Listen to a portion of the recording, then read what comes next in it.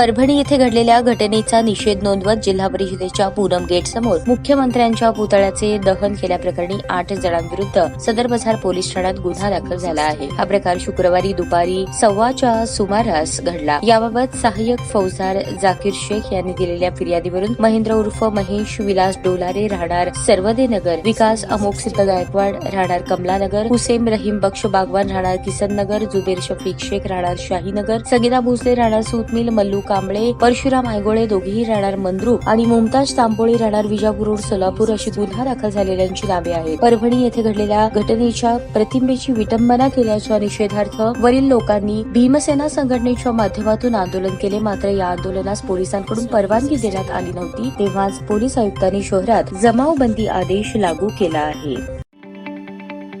ताज्या बातम्या पाहण्यासाठी प्राईम महाराष्ट्र न्यूज चॅनलला सबस्क्राईब करा।